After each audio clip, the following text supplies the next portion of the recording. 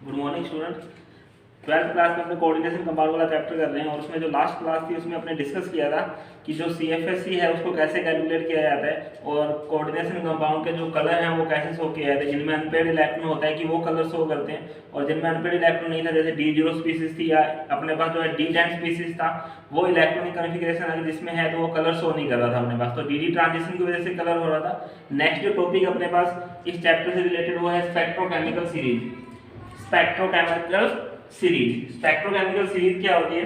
If ligand are arrange the increasing order of basic strength, if ligand are arrange their increasing order of basic strength is known as a spectrochemical series. अगर ligand की basic strength से increasing order में रख दिया जाता है तो उसे अपने स्पेक्ट्रोकेमिकल सीरीज बोलते हैं, या इसको अपने ऐसे बोल सकते हैं this arrangement of ligand in order of their CFSC value is known as a spectrochemical series. या फिर अपने क्या करते हैं लिगैंड को अकॉर्डिंग टू CFSC जो क्रिस्टल फ्यूल स्टेबलाइजेशन एनर्जी है उसके अकॉर्डिंग अगर इंक्रीजिंग ऑर्डर में रख दिया जाता है तो जो सीरीज मिलती है उसी को अपने क्या बोल देते हैं? स्पेक्ट्रोकेमिकल सीरीज बोलते हैं। तो अगर ligand are arrange their increasing order of their basic strength is known as a spectrochemical series और ligand is arrange the increasing order of their CFSC value is known as a spectrochemical series. तो ये spectrochemical series में ligand है, इनका series लिखा I negative है, इसकी CFSC value जो होती है वो सबसे कम होती है या इसकी जो बेसिक स्ट्रेंथ होगी वो सबसे अपने पास लेस होती है। और जो कार्बोनाइल कंपाउंड होते हैं CO उसकी जो बेसिक स्ट्रेंथ होती है वो सबसे ज्यादा होती है। बेसिक स्ट्रेंथ अपने को पता है क्या होता है अपने पास? बेसिक स्ट्रेंथ में जितना इजी जो होता है वो अपना लोन पेयर या इलेक्ट्रॉन डोनेट कर सकते हैं वो उतना ही ज्यादा क्या होता है अपने पास बेसिक होते हैं। तो जितना इजीली अपना लोन पेयर और इलेक्ट्रॉन डोनेट कर सकते हैं तो वो लिगैंड क्या करते हैं मेटल के साथ उतना ही ज्यादा स्ट्रॉन्ग बॉन्डिंग शो करेंगे। जितनी ज्यादा बॉन्डिंग शो होगी कॉम्प्लेक्स उतना ही ज्यादा अपने पास स्टेबल होते हैं। तो ये जो स्पेक्ट्रोकेमिकल सीरीज की डेफिनेशन थी उसमें क्या किया है? लिगैंड को इंक्रीजिंग ऑर्डर में सेट कर दिया अपने उनकी बेसिक स्ट्रेंथ में या उनकी CFSC वैल्यू से।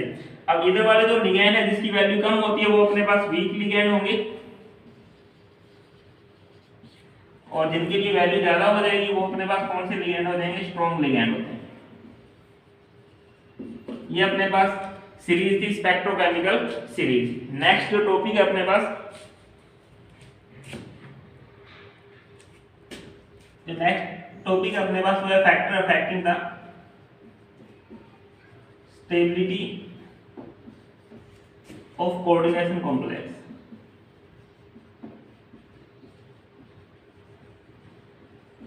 Factor affecting the stability of coordination complex. इसमें जो फर्स्ट फैक्टर आएगा वो अपने पास आएगा charge of metal ion. If charge is increase then stability of complex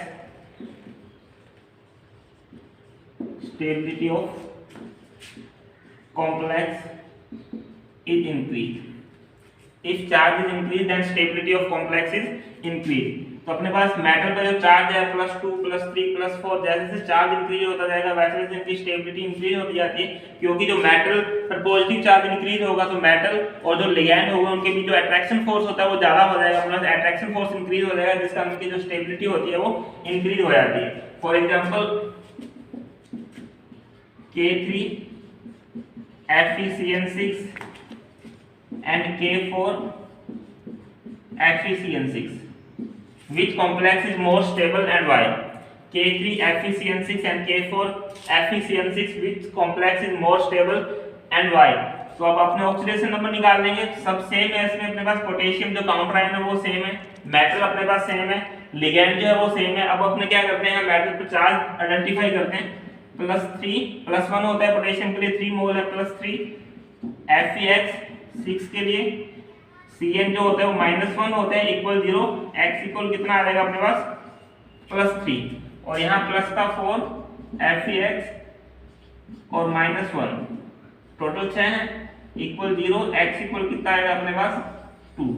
तो यहाँ मेटल पे चार्ज जो है वो +3 आ रहा है, यहाँ मेटल पे चार्ज जो है वो +2 आ रहा है। तो जैसे जैसे मेटल का चार्ज इंक्रीज होता जाता है वैसे वैसे जो कॉम्प्लेक्स होते हैं वो अपने पास क्या होते हैं? स्टेबल ज्यादा हो जाते हैं। ठीक है, स्टेबल क्यों होते हैं? क्योंकि मेटल और लिगैंड के बीच जो अट्रैक्शन फोर्स होता है वो ज्यादा इंक्रीज हो जाते हैं, इसका इनकी जो स्टेबिलिटी होती है वो अपने पास क्या हो जाता है? इंक्रीज हो जाती है। तो फर्स्ट जो फैक्टर था charge of the metal ion if charge increase then stability of complex is increase. Example K3FeCN6 और K4FeCN6 है, तो अगर ऐसा कोई कॉम्प्लेक्स आ जाता है तो उसमें अपने चार्ज देखते हैं कि चार्ज क्या है अपने पास, तो चार्ज के अकॉर्डिंग अपने बता सकते हैं कि कौन सा जो कॉम्प्लेक्स है वो ज्यादा स्टेबल होगा।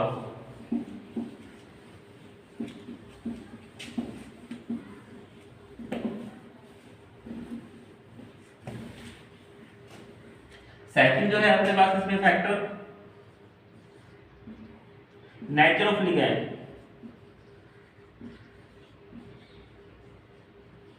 nature of ligand. If basic nature of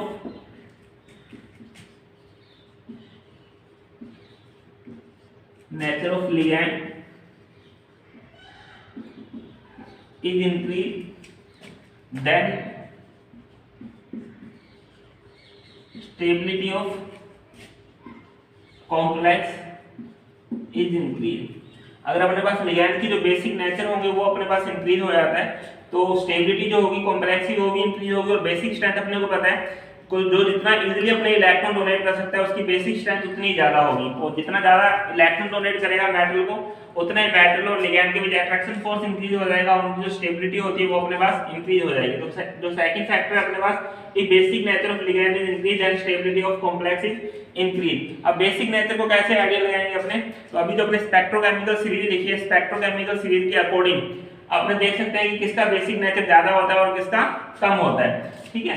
तो जिसके कॉम्प्लेक्स में अगर अपने पास दो डिफरेंट टाइप के लिगैंड है तो और मेटल पे जो चार्ज है वो सेम है, मेटल पर चार्ज सेम है लेकिन लिगैंड जो है वो अपने पास डिफरेंट टाइप के हैं, तो उनमें क्या देखते हैं अपने बेसिक स्ट्रेंथ देखते हैं कि जिसकी बेसिक स्ट्रेंथ जो होती है वो अपने पास ज्यादा होती है। फॉर एग्जांपल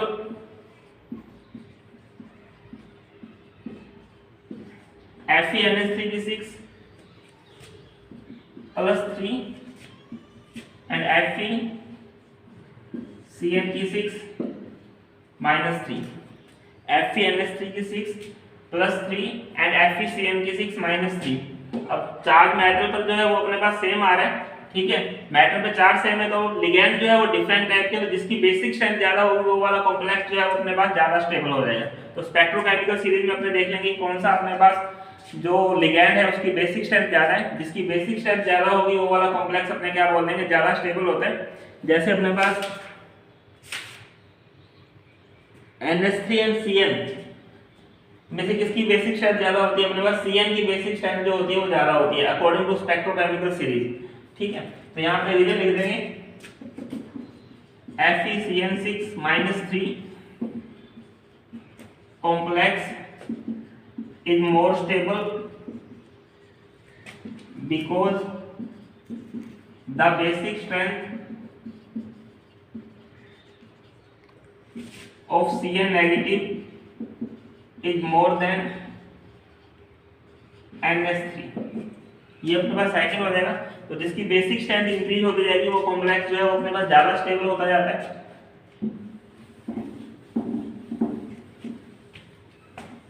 थर्ड है किलेट लिगैंड और chelate complex.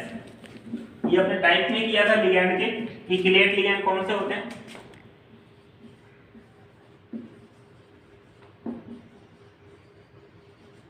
Chelate ligand. If chelate complex is present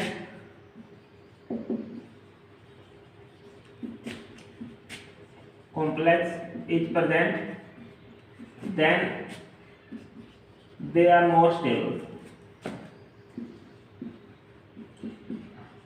stable due to their cyclic structure। अब किलेट लिगैंड में अपने पास क्या था, if bidental or polydental ligand is present then bidental or polydental ligand are form the cyclic structure with metal atom and form the chelate complex and ligand is known as a chelate ligand। for example अपने ethylene diamine लिखा था type में, जो अपने type किया था उसमें explain किया था अपने एथाइलिन डाइअमाइन को सिमेट्रिकल लिगैंड है क्योंकि दोनों तरफ जो है अपने पास डोनर एटम जो है वो एमाइन है NH2 अब ये अपने जो लोन पेयर होते हैं वो मेटल को डोनेट करके एक साइक्लिक स्ट्रक्चर फॉर्म कर देते हैं। तो साइक्लिक स्ट्रक्चर जो होती है वो ज्यादा स्टेबल होती है, इसका जो कॉम्प्लेक्स फॉर्म होगा वो भी अपने पास क्या होता है, ज्यादा स्टेबल होते हैं। तो अब अपने पास अगर कॉम्प्लेक्स दे दिया जाता है FeEn की 3 + 3 and FeNH3 की 6 + 3, which complex is more stable? तो इसका रीजन क्या आएगा, because En is a bidental ligand and form the chelate complex with the Fe, so this complex is more stable than FeNH3 की 6 + 3। तो ये अपने पास 3 फैक्टर थे जो इफेक्ट कर रहे थे कॉम्प्लेक्स को। एक तो अपने पास चार्ज ऑफ मेटल आयन आ जाएगा, जैसे मेटल का चार्ज इंक्रीज होता जाता है वैसे वैसे उसकी स्टेबिलिटी इंक्रीज होती जाती है। सेकंड बेसिक स्ट्रेंथ थी, अगर लिगैंड का नेचर में बेसिक स्ट्रेंथ इंक्रीज होती है तो उसकी भी स्टेबिलिटी इंक्रीज होती है। थर्ड जो है अपने पास किलेट लिगैंड, अगर आपको लगता है कि कॉम्प्लेक्स में कहीं भी किलेट लिगैंड है तो वो किलेट लिगैंड हमेशा क्या करते हैं, स्टेबिलिटी को इंक्रीज कर देते हैं ड्यू टू साइक्लिक स्ट्रक्चर। ये अपने पास फैक्टर फैक्टिंग थे। नेक्स्ट जो टॉपिक है इस चैप्टर का वो अपने पास एक तो थर्मोडायनामिक एस्पेक्ट्स आ जाएगा और एक use of the coordination compounds और कॉम्प्लेक्स है, वो अपने नेक्स्ट क्लास में करते हैं। Thank you.